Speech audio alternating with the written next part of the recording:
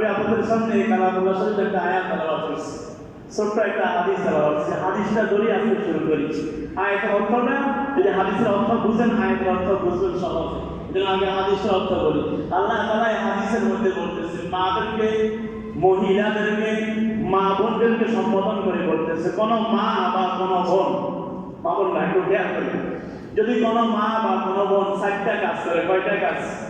4টা কাজ করে, আল্লাহ তাআলা তৈরি 8টা জান্নাতের দরজা খোলা থাকবে। ওই মা যে দরজা দিয়ে মন চায় ওই দরজা দিয়ে জান্নাতে ঢুকতে পারবে। সুবহানাল্লাহ। কাজ কয়টা? মা বোনদের বেশি কাজ নাই। যদি কোনো মা বা কোনো বোন, মা বোনের মনের কান দিয়ে শুনি, যদি কোনো মা বা কোনো বোন যদি 4টা কাজ করে, আল্লাহর দেওয়া জান্নাতে যে কোনো দরজা দিয়ে সে জান্নাতে ঢুকতে পারবে। 1 নাম্বার হলো, যদি কোনো মা বা যদি কোনো বোন 5 ওয়াক্ত নামাজ পড়ে ঠিক মতো। 1 নাম্বার হলো, যদি কোনো মা বা কোনো বোন যদি 5 ওয়াক্ত নামাজ পড়ে, এই মা বা বোন জান্নাতের 8টা দরজার মধ্যখান থেকে যে কোনো দরজা দিয়ে জান্নাতে ঢুকতে পারবে। 2 নাম্বার হলো, রমজান মাসে রোজা রাখা। 1 নাম্বার বললাম নামাজ পড়া, 5 ওয়াক্ত নামাজ। 2 নাম্বার বললাম রমজান মাসে রোজা রাখা। 3 নাম্বার বলতেছি স্বামীর আনুগত্য করা। যেই মা, যে বোন বা যে স্ত্রী স্বামীর আনুগত্য করবে, স্বামীকে মানবে। 3 নাম্বার। 4 নাম্বার হলো লজ্জাস্থানের হেফাজত করবে। এই 4টা কাজ যদি কোনো মা বা কোনো বোন করে, আল্লাহর দেওয়া জান্নাতের যে কোনো দরজা দিয়ে সে জান্নাতে ঢুকতে পারবে। এই 4টার মধ্যে 1 নাম্বার 5 ওয়াক্ত নামাজ পড়া। মা বোনটা কিন্তু 5 ওয়াক্ত নামাজ পড়ে, পড়ে কি পড়ে না? পড়ে, খুব পড়ে, খুব সুন্দর করে পড়ে, নামাজ বাদ দেয় না। আমি অনেক মা বোনদেরকে দেখছি, আমার মাকেও দেখছি, জোহরের নামাজ পড়া ছাড়া জোহরের খানা খায় না। জোহরের নামাজ পড়া ছাড়া অনেক মা বোনরা আছে, নামাজ না পড়ে খানা খায় না, আগে এশার নামাজ পড়ে পরে খানা খায়। এরকম অনেক মা বোনরা আছে না? নাই? তাহলে এটা নিয়ে আমার কোনো কথা নাই। 2 নাম্বার রমজান মাসে রোজা রাখা। এটাও মা বোনরা রাখে, রাখে কি রাখে না? রমজান কি, রমজান ছাড়াও মা বোনরা রোজা রাখে। বরং তো পুরুষ থেকে মা বোনরা নফল রোজা বেশি রাখে, রাখে কি রাখে না? 3 নাম্বার হলো স্বামীর আনুগত্য করা। 4 নাম্বার হলো লজ্জাস্থানের হেফাজত করা। 3 নাম্বার নিয়ে কিছু কথা বলবো। স্বামীর আনুগত্য করা, স্বামীকে মানা। কি করা? স্বামীকে মানা। আজকের মা বোনেরা কিন্তু স্বামীকে মানে না। কথা কন, 2-1 হয়তো মানতে পারে, কিন্তু পরিপূর্ণ স্বামীকে মাননেওয়ালা মহিলার অভাব আছে। কি আছে? হ্যাঁ, স্বামীকে মানে না, আছে না নাই? হ্যাঁ, মুসলমান ভাইরা, মা বোনেরা, স্বামীর আনুগত্য করা, স্বামীর খেদমত করা, স্বামীর কথা মানা। কিতাবের মধ্যে আছে, হাদিসের মধ্যে আছে, যদি কোনো বোন, কোনো মা মারা যায়, কোনো স্ত্রী মারা যায়, মারা যাওয়ার পরে স্বামী যদি বলে আমি আমার স্ত্রীর উপর সন্তুষ্ট ছিলাম, কোনো স্ত্রী মারা যাওয়ার পরে স্বামী যদি মন থেকে বলে ফেলেন, খুশিতে বলে ফেলে আমি আমার স্ত্রীর উপর সন্তুষ্ট ছিলাম, রাসূল সাল্লাল্লাহু আলাইহি ওয়াসাল্লাম ফরমান, আল্লাহ তাআলা এই স্ত্রীকে জান্নাত দান করে দিবে। আর যদি কোনো স্বামী স্ত্রী মারা যাওয়ার পরে যদি বলে আমি তার উপর সন্তুষ্ট ছিলাম না, বলক বা না বলক, স্বামীর অসন্তুষ্টি নিয়ে যদি কোনো মহিলা মারা যায়, এমন অবস্থায় মহিলা মারা গেল, তার স্বামী তার উপর সন্তুষ্ট ছিল না, যত আমল করক না কেন, যত বন্দিগি করক না কেন, কোন বন্দিগি কাজ হবে না, এই মহিলা জাহান্নামে যাবে। তাহলে স্বামীর সন্তুষ্টির নাম হলো জান্নাত, আর স্বামীর অসন্তুষ্টির নাম হলো জাহান্নাম। একজন সাহাবী, মা বোনেরা খেয়াল করেন, একজন সাহাবী রাসূলের কাছে আসছে, ইয়া রাসূলুল্লাহ, আমার মেয়ে বিয়ে বসতে চাইতেছে, বিয়ের বয়স হয়ে গেছে, কিন্তু মেয়ে বিয়ে বসতে চাইছে না, তোমার মেয়েকে আমার কাছে নিয়ে আসো। রাসূল সাল্লাল্লাহু আলাইহি ওয়াসাল্লাম কথা মেয়েকে রাসূলের কাছে নিয়ে আসছে। রাসূল সাল্লাল্লাহু আলাইহি ওয়াসাল্লাম ভিতর থেকে প্রশ্ন করতেছে, তুমি বিয়ে করতে চাও না কেন? আমি বিয়ে করতে চাই না স্বামীর খেদমতের ব্যাপারে। যে স্বামীর খেদমত কি এটা আমি জানি না। আর আপনার মুখে শুনছি কোন মহিলা স্বামীর খেদমত শেষ করতেও পারবে না। যে স্বামীর খেদমত কি এটা আমি জানি না, এই জন্য আমি বিবাহ করতেছি। রাসূলুল্লাহ সাল্লাল্লাহু আলাইহি ওয়াসাল্লাম ফরমান, স্বামীর খেদমত কি তুমি জানো নি? হ্যাঁ মা বোনেরা, ভালো করে শুনি, স্বামীর খেদমত কি? রাসূল সাল্লাল্লাহু আলাইহি ওয়াসাল্লাম ওই মেয়ে বলতেছে, স্বামীর খেদমত কি তুমি জানো নি? মেয়ে বলতেছে, ইয়া রাসূলুল্লাহ, আমি জানি না, বিদায় তো বিয়ে বসতেছি না। রাসূল বলতেছে, স্বামীর গায়ের মধ্যে বসন্ত হয়েছে, বসন্ত রোগ, যে রোগের কারণে শরীরের মধ্যে পোকা ধরে গেছে, গোস্তগুলো জড়ি জড়ি করতেছে। রাসূল বলতেছে, মেশকাত শরীফে হাদিস, স্বামীর গায়ের মধ্যে বসন্ত রোগ হয়েছে, পছন্দ হয়ে গেছে, গোস্তগুলো জোরে জোরে পড়তেছে। স্ত্রী যদি নিজের জিহ্বা দিয়া সাটিয়া যদি স্বামীর গা পরিষ্কার করে, তারপরে স্বামীর খেদমত আদায় হবে না। আল্লাহু আকবার। কত কঠিন কথা! স্বামীর গায়ের মধ্যে বসন্ত হয়ে গেছে, পছন্দ হয়ে গেছে, গোস্ত জোরে জোরে করতেছে। স্ত্রী যদি নিজের জিহ্বা সাটিয়া পরিষ্কার করে, আল্লাহ রাসূল ফরমান, তারপরে স্বামীর খেদমত আদায় হবে না। তাহলে স্বামী কত দামি জিনিস, স্বামীর খেদমত কত দামি। আজকাল মা বোনেরা স্বামীর খেদমত করতে চায় না, স্বামীর কথা শুনতেও চায় না, আছে না নাই? এজন্য মা বোনদেরকে বলবো, স্বামীর খেদমত করেন, স্বামী সন্তুষ্ট তো আল্লাহ সন্তুষ্ট, স্বামী অসন্তুষ্ট তো আল্লাহ তাআলা অসন্তুষ্ট। এজন্য প্রত্যেক স্ত্রীর দরকার যে স্বামীর খেদমত করা। একটা হাদিসে আছে, রাসূলুল্লাহ সাল্লাল্লাহু আলাইহি ওয়াসাল্লাম ফরমান, যদি আল্লাহ ছাড়া যদি কাউকে সিজদা করা জায়েজ হতো, তাহলে আমি স্ত্রীদেরকে বলতাম, তোমরা তোমাদের স্বামীদেরকে সিজদা করো। কাদেরকে সিজদা করো? স্বামীদেরকে সিজদা করো। কারণ স্বামী আল্লাহর পরে একজন মার কাছে, একজন বোনের কাছে সবচেয়ে দামি সম্পদ হলো তার স্বামী। এজন্য মুসলমান ভাইদের মা বোনদেরকে বলতেছি, স্বামীর খেদমত করা, স্বামীর কথা মানা, স্বামীর হুকুম মানা, কখনো ঝগড়া হলে চুপ থাকা। আছে না নাই? আমাদের স্ত্রীগুলো কি করে, মাঝে মধ্যে এমন স্ত্রী পাওয়া যায় যে স্বামীর সাথে ঝগড়া করে তো করে, আরো বেজাতও দেখা। আছে না নাই? হ্যাঁ, এমনকি স্বামীর গায়ে হাত তুলে এরকমও আছে না নাই? কদিন আগে একজন যুবক আসছিল আমার কাছে, যে হুজুর আমার বউ আমাকে ঘুষি মারছে, নাকি রক্ত পড়ছিল।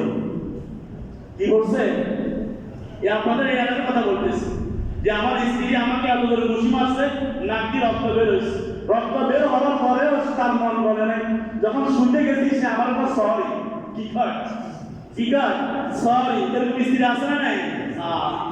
একটা মাসালা শুনেন, কোন স্ত্রী যদি স্বামীর গায়ে হাত তোলে, মাসালা কাউকে জিজ্ঞেস করবেন, লগে তালাক দিয়ে দিবেন। কি দিয়ে দিবেন? লগে তালাক। যে স্ত্রী স্বামীর গায়ে হাত তুলে, এটা স্ত্রী নয়। কথাটা ঠিক না বেটি? একে লগে তালাক দিবেন। মাসালা জিজ্ঞেস করার কোনো প্রয়োজন নেই। আমি ওই যুবককে বলছি, বউটা আছে বিবাহ আছে, এখনো কেমনে থাকে? রাসূল ফরমান, বসন্ত রোগ হয়ে গেছে, শরীরে পছন্দ বলছে, তারপর জিহ্বাটি সাটি যদি পরিষ্কার করে, তারপর খেতে না দেবে না। আর এখানে এই স্ত্রী স্বামীকে মারতেছে। মাসালা পরিষ্কার। যদি কোন স্ত্রী স্বামীর গায়ে হাত তুলে, লগে বাবার বাড়িতে পাঠাবেন না, লগে তালাক দিবেন, সকাল খরচায় করবেন। এরকম স্ত্রীর দরকার নাই। কথা ঠিক না বেটি? মুসলমান ভাইয়েরা আমার, মা বোনরা ভালো করে খেয়াল করে, স্বামী বড় দামি জিনিস, স্বামীর খেদমত করতে হবে। স্বামীর কথা ছাড়া ঘর থেকে বের হওয়া যাবে না। কথাটা ঠিক না বেটি? আমাদের বোনেরা মারা কি করে, স্বামী বিদেশে, এদিকে স্ত্রী বাজারে ঘুরে। আছে না নাই? কেউ তো দরকারে যায়, কিন্তু দরকারে আর কয়জন যায়? কথাটা ঠিক না বেটি? হ্যাঁ, স্বামীর খেদমত। স্বামী সারাদিন দোকান করে, বাড়িতে আসলে যদি একদম স্বামী চাকর করে কয় কি কয় না, বিছনাটা একটু জানি দরকার করে, তুই যাও, আমি তোমার থেকে গরম কাম করি না। এরকম বদমেজাজ স্ত্রী আছে না নাই? ভালো করে খেয়াল করে স্বামীর খেদমত। রাসূলুল্লাহ সাল্লাল্লাহু আলাইহি ওয়াসাল্লাম একদিন ফাতেমা রাদিয়াল্লাহু তাআলা আনহার বাড়িতে আসলেন। আসি বলতেছে, রে মা ফাতেমা, তুমি জানো নি জান্নাতে তোমার আগে একজন মহিলা জান্নাতে চলে যাবে। একজন মহিলা এমন আছে যে তোমার আগে জান্নাতে চলে যাবে। ফাতেমা রাদিয়াল্লাহু তাআলা আনহা ডাক দিয়ে বলতেছে, আব্বা জান, এমন কোন মহিলা যে মহিলা আমার আগে জান্নাতে চলে যাবে? আমি হলাম ওয়াল ফাতেমা তু সাইয়্যিদাতু নিসাই আহলিল জান্নাহ। প্রতিদিন স্বামী কোথার মধ্যে পড়ি ফাতেমা সমস্ত নারীদের শ্রদ্ধান্বিত। আব্বা আপনি বলতেছেন যে আমার আগে একটা মহিলা জান্নাতে চলে যাবে, আমি শ্রদ্ধান্বিত হওয়ার পরেও, আমি আপনার মেয়ে হওয়ার পরেও আমার আগে একজন মহিলা জান্নাতে যাবে। বাবা আমি এই মহিলার পরিচয় জানতে চাই, এই মহিলার সাথে দেখা করতে চাই। রাসূলুল্লাহ সাল্লাল্লাহু আলাইহি ওয়াসাল্লাম ফরমান, ও ফাতেমা, এটা কোনো দামি কোনো মহিলা নয়, কোন উচ্চ বংশের কোন মহিলা নয়, কোন টাকাওয়ালা ধনবান লোকের মেয়ে নয়, এটা হলো একজন কাঠুরিয়ার মেয়ে জামিলা। একটা কাঠুরিয়ার মেয়ে, যার স্ত্রী, একজন কাঠুরিয়ার স্ত্রী, যে কাঠুরিয়া সারাদিন যন্ত্রণায় কাঠ কাটে, এই কাঠুরিয়ার স্ত্রী তোমার আগে জান্নাতে চলে যাবে। আর এই মহিলার নাম হলো জামিলা। ফাতেমা ডাক দিয়ে বলতেছি, ইয়া রাসূলুল্লাহ, তার বাড়ি কোথায়, তার ঘর কোথায়? যেই মেয়েটা, যে স্ত্রীটা আমার আগে জান্নাতে যাবে, আমি তার সাথে একটু দেখা করতে চাই। রাসূল ঠিকানা বলছে, ওরে মা, এটা বেশি দূরে নয়, আমাদের মহল্লার পরের যে মহল্লা আছে অমুক বাড়ির এই মহিলা। ফাতেমা ডাক দিয়ে বলে, ইয়া রাসূলুল্লাহ, বাজান আমি তার সাথে কালকে দেখা করতে যাব। ফাতেমা কালকে দেখা করতে চলে গেল। দরজার মধ্যে টক টক টক লাগায়, ভিতর থেকে আওয়াজ, তুমি কে, তুমি কে? ফাতেমা ডাক দিয়ে বলে, আমি হলাম সাইয়্যিদাতু নিসাই আহলিল জান্নাহ, আমি জান্নাতি সমস্ত নারীদের সরদারনি। রাসূলুল্লাহ সাল্লাল্লাহু আলাইহি ওয়াসাল্লামের কন্যা আলী রাদিয়াল্লাহু তাআলা আনহুর স্ত্রী ফাতেমা রাদিয়াল্লাহু তাআলা। ভিতর থেকে আওয়াজ, আরে ফাতেমা, তোর সাথে তো আমার দেখা করতে মন চায়, কিন্তু আমার স্বামীর অনুমতি নাই তোর সাথে দেখা করা। ফাতেমা ডাক দিয়ে বলে, আমি তো মহিলা, মহিলা তো মহিলার সাথে দেখা করতে পারে, একজন মেয়ে আরেকজন মেয়ের সাথে দেখা করতে পারে। ভিতর থেকে আওয়াজ, আরে ফাতেমা, একজন মহিলা একজন মহিলার সাথে দেখা করতে পারে আমি জানি, কিন্তু আমি আমার স্বামীর হুকুম ছাড়া মেয়েদের সাথেও দেখা করি না। তুমি আজকে চলে যাও, মনে কষ্ট নিও না, চলে যাও। রাত্রেবেলা আমার স্বামী আসলে আমি অনুমতি নিয়ে নেব, তুমি কালকে আসিও। সুবহানাল্লাহ বলেন না? ফাতেমা চলে গেছে। মা বোনেরা খেয়াল করি, মেয়ের সাথে মেয়ের ভর্তা, স্বামীর অনুমতি ছাড়া একজন মেয়ের সাথে দেখা করছেন। আর কোন মেয়ে? রাসূলের মেয়ে, জান্নাতে সেই নারীদের সর্দার হবে, তার সাথে দেখা করতে স্বামীর অনুমতি ছাড়া। স্বামীটাকে এটা কাঠুরিয়া। স্বামী গরিব হোক বা স্বামী কালো হোক, স্বামী নেতা হোক, এটা আমার স্বামী। দুনিয়ার মধ্যে সবচেয়ে বড় দামি হলো আমার স্বামী। কথা বলেন ঠিক না বেটি? বাড়িতে চলে গেল। তারপরে দিন আসার সময় হাসান ডাক দিয়ে বলতেছে, আম্মা আপনি কালকে কোথায় গেছেন, আমি আপনার সাথে যাব। হাসানকে কোনো রকম মানাইতে পারে না। ফাতেমা হাসানকে সাথে করে নিয়ে আসে, বাড়ির সামনে যাইয়া দরজায় টোকা দিছে। এদিকে হাসান ডাক দিয়ে বলে, আম্মা গতকালকে কি আপনি এই বাড়িতে আসেননি? ভিতর থেকে আওয়াজ শুনছে, পুরুষের আওয়াজ। ডাক দিয়ে বলতেছে, ফাতেমা তোমার সাথে কে আসছে? কই না, আমার সাথে আমার ছেলে হাসান চলে আসছে। হাসান বালেগ না, হাসান হলো না বালেগ। ভিতর থেকে আওয়াজ, আরে ফাতেমা আমি তোমার সাথে দেখা করার অনুমতি নিয়ে রাখছি, তোমার ছেলে হাসানের সাথে দেখার অনুমতি নিয়ে নাই। তুমি আজকে চলে যাও, স্বামী আসলে অনুমতি নিয়ে নেব, কালকে হাসান সব নিয়ে আসিও। ফোনটা কারে করে? ফাতেমা বাড়িতে চলে গেছে। আসার সময় পরদিন আসার সময় হোসেন আম্মু গতকালকে আপনি বাইরে নিয়ে গেছেন, আজকে আমিও জানি, আজকে আমি জানি। মুসলমান ভাইরা আমার, ফাতেমা হোসেন রাদিয়াল্লাহু তাআলা আনহুকে নিয়ে ওই কাঠুরিয়ার বাড়িতে চলে গেল, দরজায় টক টক করে, ভিতর থেকে আওয়াজ আসতেছে। এদিকে হোসাইন ডাক দিয়ে বলে, আম্মা গতকালকে কি বাইয়ের নিয়ে আপনি এই বাড়িতে আসছিলেননি? ভিতর থেকে আওয়াজ, ওরে ফাতেমা, আমি তো হাসানের সাথে দেখার অনুমতি নিয়ে রাখছি, হোসেনের সাথে দেখা করার অনুমতি তো আমি নেই নাই, তুমি আজকে চলে যাও, স্বামী আসলে আমি হোসেনের সাথে দেখার অনুমতি নিয়ে নেব, তারপরে দেখা করব। ফাতেমা চলে গেল। তারপরে দিন আবার রওনা, হাসান আনে নাই, হোসেন রেও আনে নাই, একা একা চলে আসে। যা হাসান জন্য হোসেন রেও আজকে আমি একা চলে যাবো, একা চলে গেছে। দরজা লক করছে, দরজা খুলে ফেলছে। ফাতেমা কাঠুরিয়ার ঘরের মধ্যে ঢুকছে, ঢুকি দেখে যে একটা রশি লটকানো আছে আর একটা ছুরি আছে পাশে। ফাতেমা ডাক দিয়ে বলে, ঘরের মধ্যে তো কোনো সামান নাই, ছুরি দিয়া কি করো, রশি দিয়া কি করো? আমি আমার স্বামীর খেদমত সব সময় করতেছি, বাবা আমার খেয়াল করিও, রশি দিয়ে কি করো, ছুরি দিয়ে কি করো?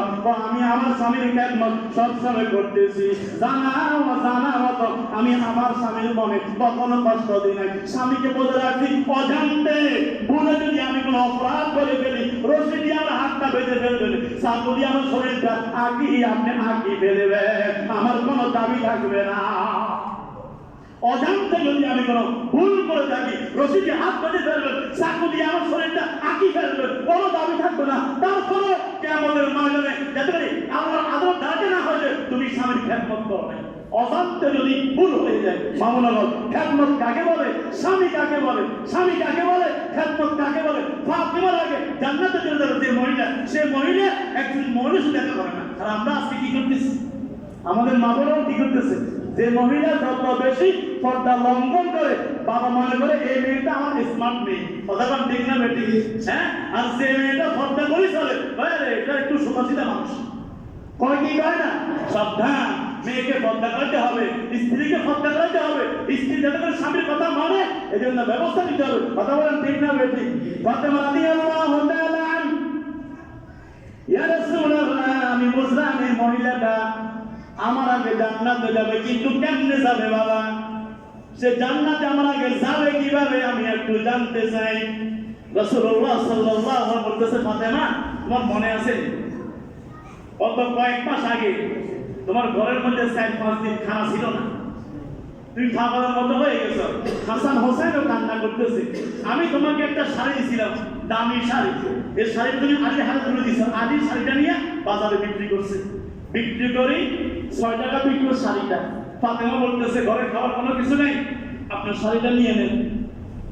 আলী শাড়ি নিয়ে বাজারে গেছে, 6 টাকা বিক্রি করছে, 6 টাকা নিয়ে আসতেছে, গ্রামের পাশে বাজার যেটা আছে এটা থেকে কিছু কিনে নিয়ে আসবে। পথে একজন ভিক্ষুক বলতেছে, আলী রে, আজকে কয়েকদিন ঘরের লোকগুলো উপবাস, কিছু যদি দিতে তাহলে খুব উপকার হতো। আলী 6 টাকা পুরা দিয়ে দিচ্ছে, আর হাতে 1 টাকাও নাই, হাত খালি বাড়ি দিতেছে। যেই মাত্র বাড়িতে ঢুকবে, একজন লোক বলতেছে, আলী রে, ঘোড়া কিনবা নি, ঘোড়া কিনবা? আলীকে, আমার কাছে টাকা নাই, তো বাকি হলে বিক্রি করুন, তুমি বাকি নিয়ে নিবা, বাজারে ভালো দাম বিক্রি করবা, লাভ অংশ রাখি দিবা, আমারটা আমাকে দিয়ে দিবা। কত বিক্রি করবে? একটা সুযোগ তো পাইছে আলী, বাকি হলে দিতেছে, সুযোগ না একটা। কত বিক্রি করবা? বিক্রি করবো 40 টাকা। কয় টাকা? তৎকালীন যুগের 40 টাকা। বলেন সুবহানাল্লাহ ওয়াল হামদুলিল্লাহ, সুবহানাল্লাহ ওয়াল হামদুলিল্লাহ, লা ইলাহা ইল্লাল্লাহ মুহাম্মাদুর রাসূলুল্লাহ সাল্লাল্লাহু আলাইহি ওয়াসাল্লাম। তো আলী যখন বাড়িতে ঢুকবে, এক ব্যক্তি বলে, আলী ঘোড়া কিনবানি? কি বাকি হলে দেবো। কত? 40 টাকা। আলী 40 টাকা দিয়ে ঘোড়া কিনে নিয়ে গেছে, বাকি টাকা পরে দিব। বাজারে নিয়ে গেছে, আলীর মনে খেয়াল, যে যত বেশি দাম দিব তাকে আমি ঘোড়া দিয়ে দিব। একজনে বলতেছে, আলী ঘোড়া বিক্রি করবা?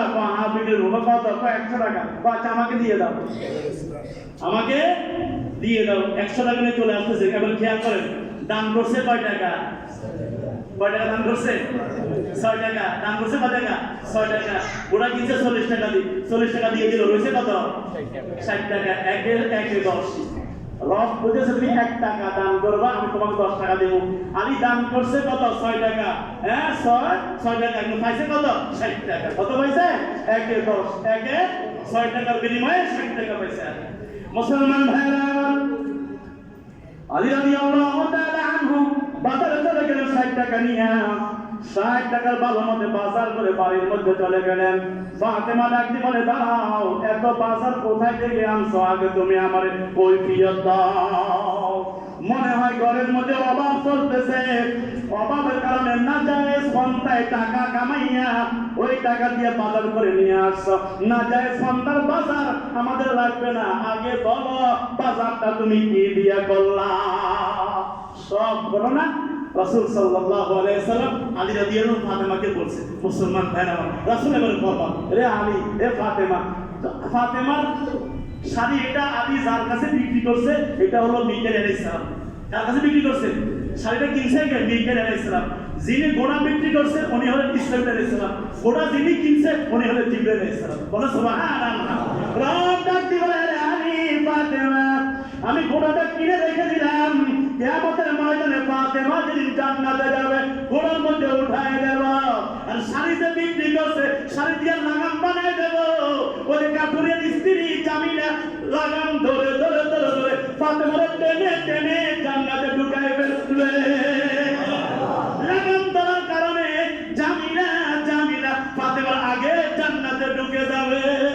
এজন্য রাসূল ফরমান, আরে ফাতেমা, তোমার আগে একটা মহিলা জান্নাতে যাবে। তার কারণ হলো সে স্বামী আনুগত্য করছে, স্বামীর কথা মানছে। স্বামীর কথা মানার কারণে, স্বামী সন্তুষ্ট থাকার কারণে আল্লাহ তাআলা একটা ফুরিয়ার স্ত্রী জামিলাকে এই সম্মান দান করছে যে নবীর মেয়ের লাগাম ধরে ধরে জান্নাতে ঢুকে যাবে সবার আগে।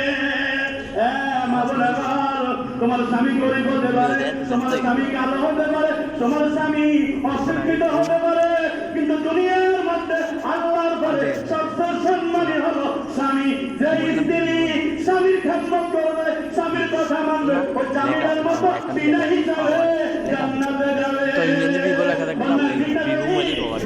স্ত্রীদেরকে বলো, মা বোনদেরকে বলো, স্বামীকে অবহেলা না করি, স্বামীর খেদমত করি। 4টা আমল যে নারী করবে, 4টা আমল, একটা 5 ওয়াক্ত নামাজ, 2 নাম্বার হলো রোজা, 3 নাম্বার হলো স্বামীর আনুগত্য, 4 নাম্বার হলো লজ্জাতুল হেফাজত। এই 4টা আমল যে নারী করবে, এই নারী আল্লাহর দেওয়া 8টা জান্নাতের যে কোনো দরজা দিয়ে ঢুকতে পারবে। আল্লাহ আমাদের মা বোনদেরকে জান্নাতের 8টা দরজার যে কোনো একটা দরজা দিয়ে স্বামীর খেদমত করে ঢুকার জন্য আমিন। বলেন সুবহানাল্লাহ ওয়ালহামদুলিল্লাহ, সুবহানাল্লাহ ওয়ালহামদুলিল্লাহ, লা